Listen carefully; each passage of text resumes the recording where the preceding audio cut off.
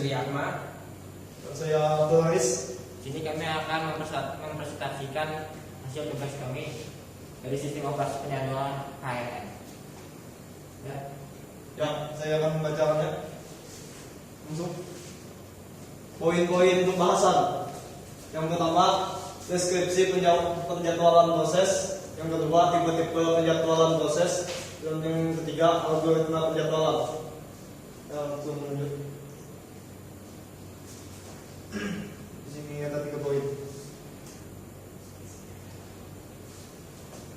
Penjadwalan proses, suatu kumpulan kebijaksanaan dan mekanisme di dalam sebuah sistem operasi yang berkaitan dengan urutan kerja yang terjadi atau dilakukan oleh komputer.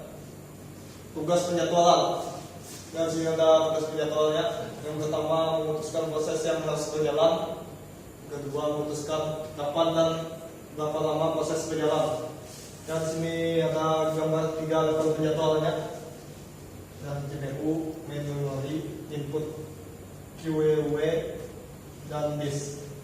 Ini Yang saling berhubungan. saling berhubungan. Ya, lanjut. Biasa. Jadi saya akan mencoba menjelaskan sedikit penjadwalan alokasi pemrosesan di antara proses-proses tadi. Tipe penyaluran itu seperti ada short run scheduler. Short run scheduler adalah untuk memaksimalkan kinerja sistem dijalankan pada setiap penghasilan proses. Terus yang kedua ada medium run scheduler, mengendalikan transisi dari suspend ke ready, proses mengalami sweeping. Dan yang ketiga ada long train scheduler, yaitu bekerja terhadap antrian batch dan memilih batch berikutnya yang akan dieksekusi sistem.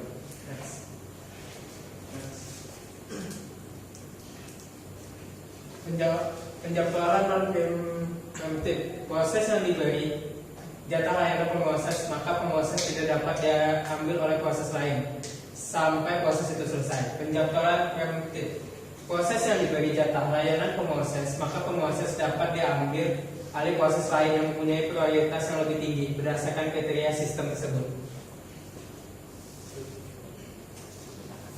High Criterion atau yang disingkat dengan HRN merupakan penjadwalan berprioritas dinamis. Maksudnya dinamis yaitu bisa berubah-ubah. Penjadwalan untuk mengoreksi kelemahan SDF adalah strategi penjadwalan dengan prioritas proses tidak hanya merupakan fungsi waktu layanan tetapi juga jumlah waktu tunggu proses. Begitu proses mendapat jatah pemproses, proses berjalan sampai selesai. Prioritas dinamis HRN itu berdasarkan rumus, yaitu prioritas dalam kurun waktu ditambah waktu layanan dibagi waktu layanan. Karena waktu layanan muncul sebagai pembagi, maka job lebih pendek, berkualitas lebih baik. Karena waktu tunggu semakin sebagai pembilang, maka proses yang telah menunggu lebih lama juga mempunyai kesempatan yang lebih bagus.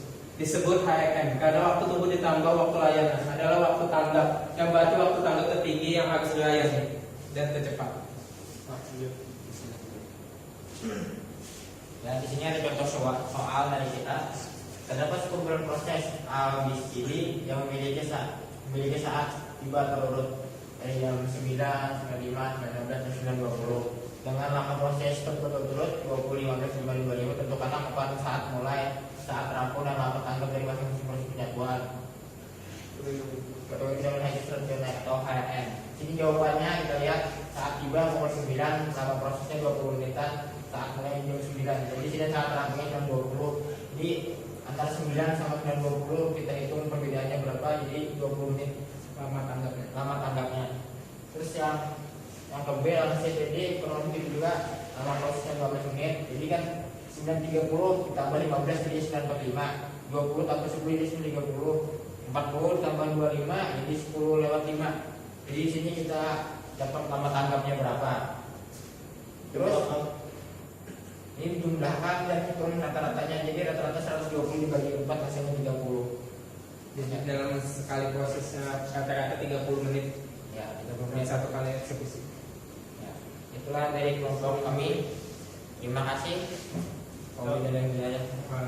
Waalaikumsalam. Assalamualaikum warahmatullahi wabarakatuh.